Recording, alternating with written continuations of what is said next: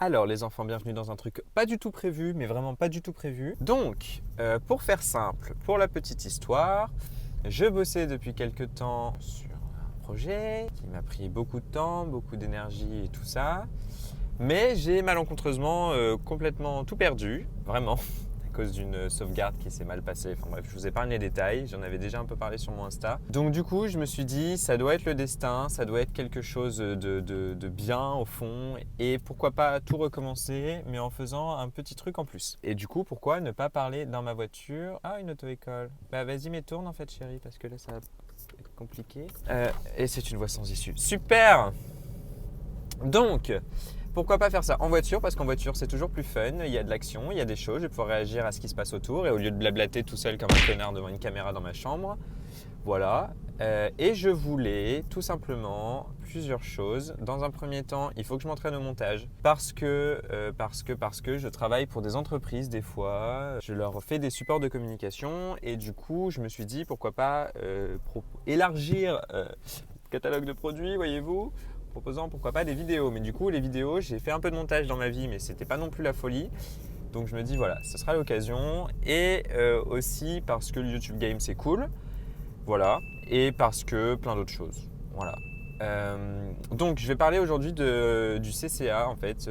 J'ai passé mon Cabin Crew Attestation il y a maintenant un mois. J'ai passé les deux parties, la partie théorique et la partie pratique. Et d'ailleurs, j'ai mes résultats normalement demain ou après-demain. C'est prévu le 11, mais j'espère avoir mes résultats un jour avant. Voilà, qui ne tente rien à rien. Donc je vais parler principalement de la partie théorique parce qu'en fait, il y a vraiment pas mal de choses à dire. Et en fait, en me baladant sur YouTube et même sur Internet de manière générale, je me suis dit qu'il y avait très peu de francophones qui parlaient du Cabin Crew Attestation et encore moins de mecs. Parce que bon, c'est bien gentil, c'est le rêve de plein de meufs de devenir hôtesse de l'air. Mais il y a aussi des mecs qui rêvent de ce job et nous sommes peu, nous sommes là quand même. Donc voilà, le Cabin Crew Attestation, du coup j'ai passé ma partie théorique en mars, enfin j'ai commencé fin mars. J'ai fini fin avril, ça s'est super bien passé, je suis super content de ce que j'ai fait. Je me suis éclaté, j'ai rencontré des gens super. Et donc je suis passé par l'organisme Aeroschool en fait, qui est un des principaux organismes en France. Pas mal d'écoles au final, en France métropolitaine et même outre-mer. J'ai pas d'avis en particulier sur Aeroschool, j'en ferai une autre vidéo peut-être pour expliquer un petit peu ce que j'en ai pensé. La partie théorique en fait, qu'est-ce qu'on a fait? Du coup alors pour ceux qui savent pas, le CCA, donc pour devenir steward, c'est un diplôme obligatoire qui est demandé par la DGAC en fait et par l'Agence européenne de la sécurité aérienne pour pouvoir postuler dans les compagnies dont le siège social est en Europe. C'est la première étape en fait vraiment pour devenir hôtesse de l'air ou steward. J'ai commencé par ça et en fait ce CCA se déroule en 2 temps. Il y a la partie théorique qui dure minimum 105 heures avec un examen sous forme de QCM à la fin et la partie pratique qui elle est beaucoup plus courte, c'est 35 heures minimum je crois. Et donc là c'est là où on pratique vraiment. Je vais pas parler de la partie pratique parce que c'est vraiment complètement autre chose. Et comment ça s'est passé? Du coup j'ai envoyé mon dossier d'inscription avant le début de ma formation en fait. Je l'ai envoyé sur un coup de tête, j'ai déposé ma démission à l'hôtel où je bossais, j'ai envoyé mon dossier de candidature, j'ai été accepté, mais en même temps il n'y a pas vraiment de sélection. J'ai commencé le 25 mars dernier, voilà, c'était super cool. Donc j'ai passé ma théorie à Lyon et la formation et l'examen. Tout s'est déroulé à Lyon, donc c'était bien parce que du coup c'était dans ma ville. Oh là là, il y a beaucoup de monde. Si j'ai un accident, on ne voulait pas. Donc il y a vraiment 2 grosses parties, la partie secourisme et la partie sécurité.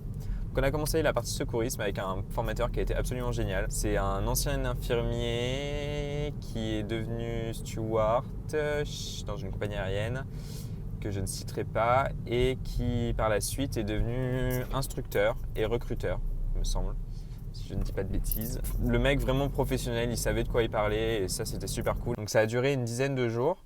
Et là, on a vraiment vu en fait tout ce qui était aspect, ce qu'ils appellent aspects aéromédicaux, les premiers secours de manière générale, tout ce qui est fractures, les bandages, les maladies tropicales, quelques aspects de la survie, tout ce qui était symptômes, traitements. En fait, c'est vraiment ça, vraiment. C'est symptômes et soins en fait, de manière générale.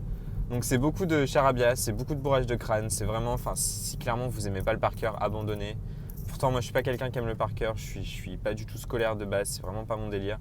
J'ai eu mon bac dans un Kinder Surprise, je pense d'ailleurs. Donc c'est vraiment du bachotage, du bourrage de crâne. On vous répète 105 fois les mêmes choses. C'est assez hardcore, mais si vous êtes dedans dès le début, c'est assez facile. Donc moi, je trouve que le secourisme, c'était vraiment le plus dur. Vraiment, en plus, c'est quelque chose qu'on ne connaît pas. À part avoir fait une prépa infirmier, c'est difficile d'avoir des bases. Donc une dizaine de jours de bachotage et de bourrage de crâne. Et après on est passé à la partie sécurité où là on a eu 2 intervenantes qui elles également étaient dans la même compagnie aérienne d'ailleurs. Elles étaient hôtesses et puis elles sont passées instructrices je crois. Donc là on est passé sur totalement autre chose, on est passé du médical vraiment à l'aviation et à l'aéronautique. Donc c'est là qu'en fait vous voyez tout ce qui est, tu commences par comment on vole un avion, les différentes parties d'un avion. C'est bête, hein, c'est bête et méchant, mais vraiment c'est des choses qu'il faut savoir quoi. Et il y a plein de trucs qu'on se dit mais ça ne nous servira jamais, mais vraiment jamais dans notre vie de PNC. Et en fait, tu te dis que si ton pilote il te parle d'un truc, si tu sais pas ce que c'est, t'as l'air con quoi. Tout l'aspect aéronautique, tout ce qui est réglementation, donc qu'est-ce que la DGAC, qu'est-ce que le ASA, qu'est-ce que les différentes associations qui régissent le monde de l'aéronautique en France et dans le monde.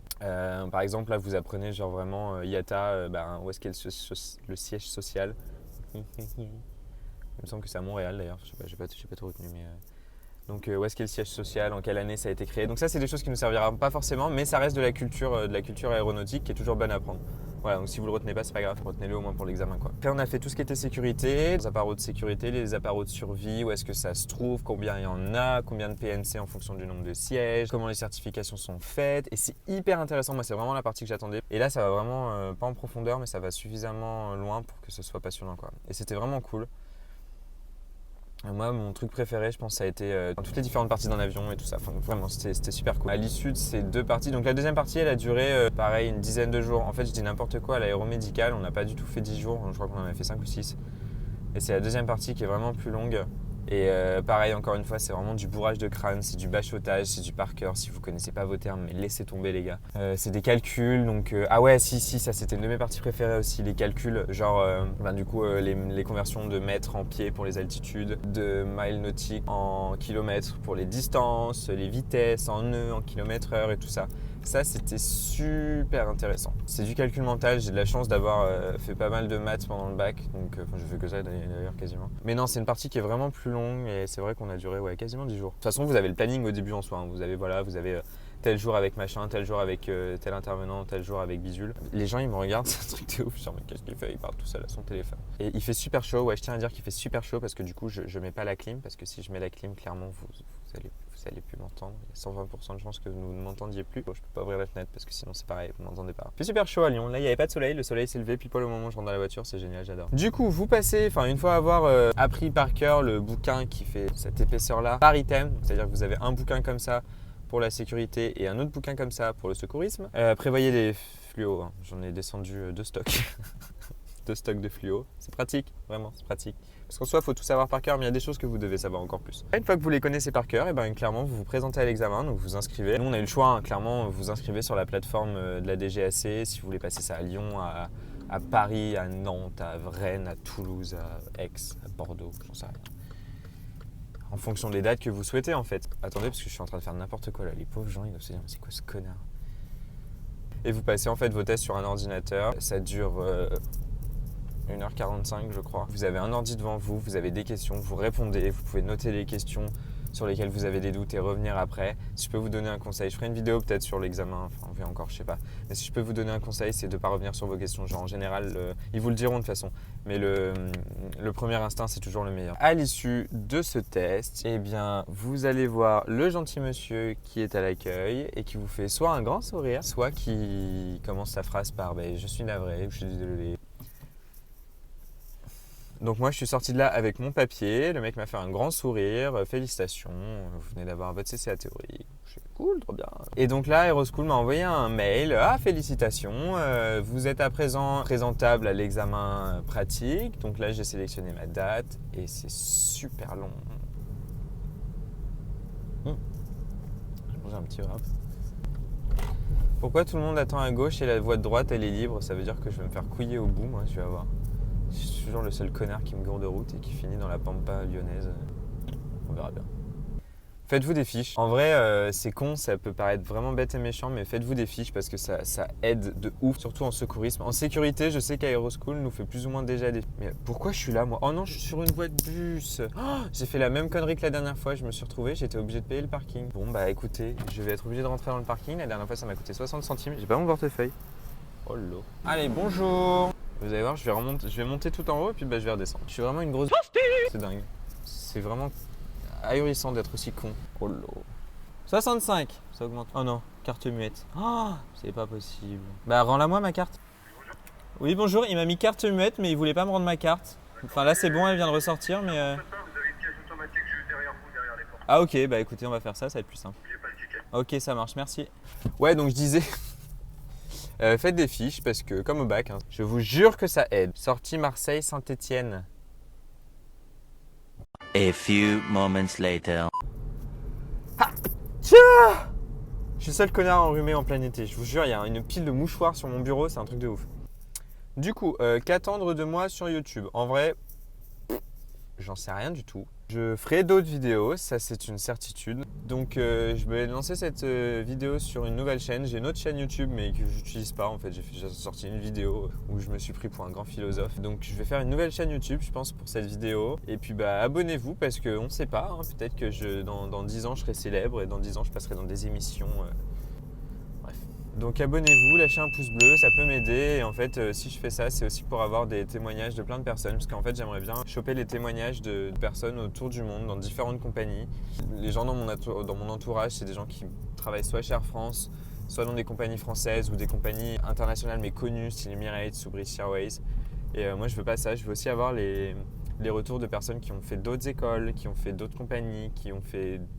peut-être même d'autres, pas d'autres métiers, mais presque. Lâchez un pouce bleu parce que comme ça, du coup, mes vidéos seront vues par d'autres gens et je pourrai rentrer en contact avec plein de gens. Faire des collaborations avec d'autres gens, pourquoi pas, ça pourrait être cool. Avoir différents points de vue, je pense que ça peut aider parce qu'en fait, il y a vraiment beaucoup de gens qui pensent que le métier de PNC, c'est inaccessible. Dit le mec qui n'est pas encore rentré en compagnie. C'est pas du tout inaccessible, c'est quelque chose qui est largement faisable.